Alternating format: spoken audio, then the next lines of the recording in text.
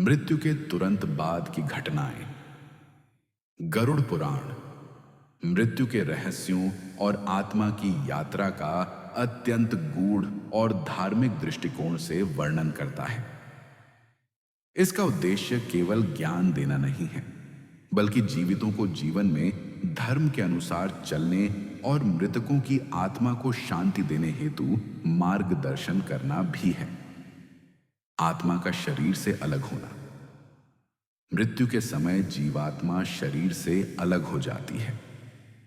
यह प्रक्रिया सहज नहीं होती, विशेषकर उन लोगों के लिए जो मृत्यु के लिए मानसिक रूप से तैयार नहीं होते।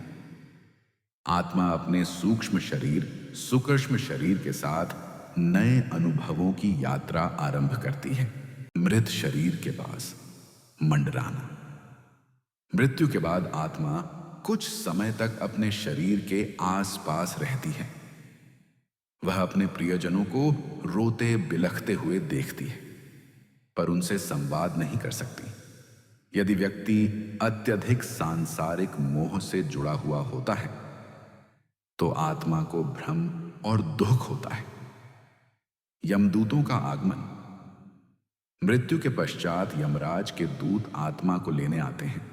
यदि आत्मा पापों से ग्रस्त है तो यमदूत डरावने रूप में आते हैं, लेकिन पुण्यात्मा के लिए वे सौम्य और सम्मानजनक होते हैं।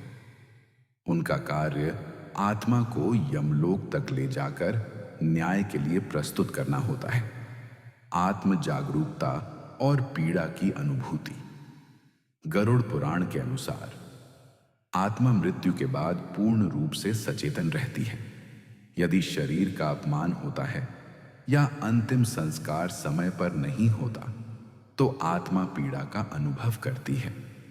इसीलिए अंतिम संस्कार और श्राद्ध विधियों को शीघ्रता से और विधिवत करने की बात कही गई है। शांत और भक्ति युक्त अंत का महत्व। यदि व्यक्ति जीवन में भक्ति, साधना या सत्कर्म करता है तो उसकी मृत्यु अधिक शांतिपूर्ण होती है। मरते समय मंत्र जाप या विष्णु सहस्त्र नाम आदि सुनाना आत्मा को प्रकाश की ओर मार्गदर्शन देता है। अंतरिक्ष यात्रा। मृत्यु के तुरंत बाद आत्मा पृथ्वी और परलोक के बीच के सूक्ष्म क्षेत्र में प्रवेश करती है। यहां आत्मा को अपने कर्म, इच्छाएं और बंधनों का अनुभव होता है। यदि आत्मा में अत्यधिक कामना या आसक्ति होती है तो वह प्रेत अवस्था में अटक सकती है। मृत्यु के तुरंत बाद का समय आत्मा के लिए अत्यंत संवेदनशील और निर्णायक होता है।